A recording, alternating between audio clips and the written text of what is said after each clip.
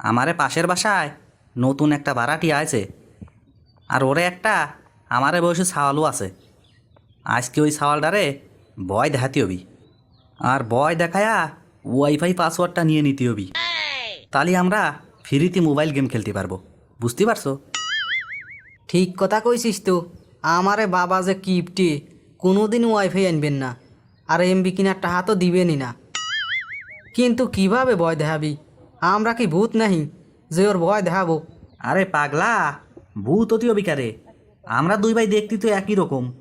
মাঝে মাঝে আমারে মা বাপও তো চিনতে পারে না।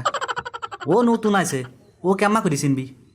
প্রথমে আমি ওরে ঘরের ভিতর যায়া কিছু একটা চাবো, তারপরে গল্প করতে শুরু করব। এরপরে ওরে ভয় দেখাতে শুরু করব। আর তুই তখন ওরে জানলার পাশ দিয়ে আটাআটি করবি, ব্যাস এতেই কাজ হয়ে যাবি। আচ্ছা, তাহলে ব্যবস্থা কর। মেলা দিন কারোর সাথে মজা করি নে, ভালোই মজা হবি। তালি পারে চলো কাজে লাগিয়ে পড়ি। গেটে কে আইছে? এত ধাক্কা ধাক্কি করে কে? গেট খোলা আছে, ভিতরে আসেন। কে আপনি? আমার নাম হইলো সবুজ, আমি ওই পাশের বাসায় থাকি। আমার বাসায় হঠাৎ করে চিনি ফুরো গেছে, তাই আপনার কাছে আসলাম। চিনি হইবেন নাকি একটু? হ্যাঁ, কেন হবি নে? অবশ্যই হবি, দাঁড়ান আমি আইনে দিচ্ছি। তো আপনার নামটা তো জানা হইল না। আমি রাতুল।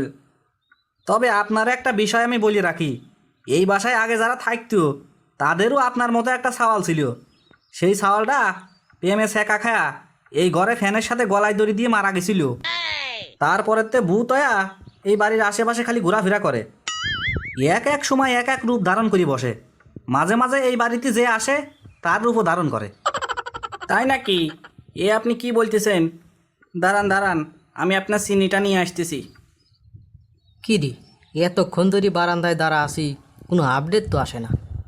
ওরে বাবা রে, কে রে ওইখানে জানলার পাশে?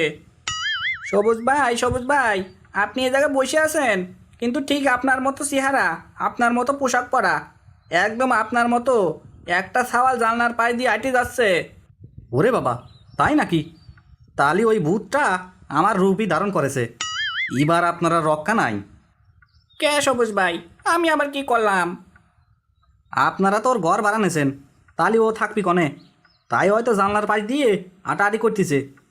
আপনাকে একা পাইলেই ধরিয়ে গার মটকাবি। ওরে বাবা ভাই, প্লিজ আপনি এই জায়গাতে যাবেন না, আমার ভীষণ ভয় করতেছে। আমার আব্বার মা না আসা পর্যন্ত আপনি এইখানে থাকুন প্লিজ। এখন আপনারও ঝামেলা, তাহলে আর কি করার? তো থাকতে পারি, তবে আমার একটা শর্ত আছে। কি শর্ত ভাই? আমি আপনার সব শর্তে রাজি আছি। তাহলে আপনার এই ওয়াইফাই পাসওয়ার্ডটা দেন। সময় পার করতে গেলে তো মোবাইলে গেম খেলতে হবে, তাছাড়া তো আর কোনো উপায় নাই।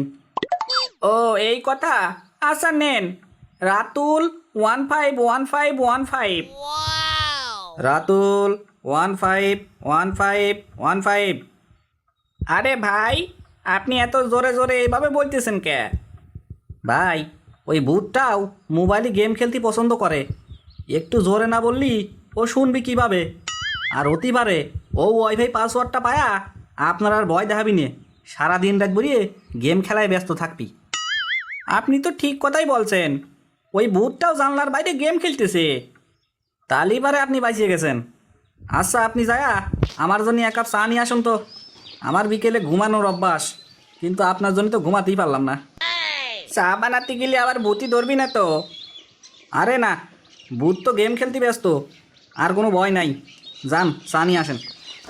এই সজীব, ক্যারে ওয়াইফাই পাসওয়ার্ডটা পাইছিস তো নাকি? হ, পাইছি। মিশন কমপ্লিট, এবার চলে আয়।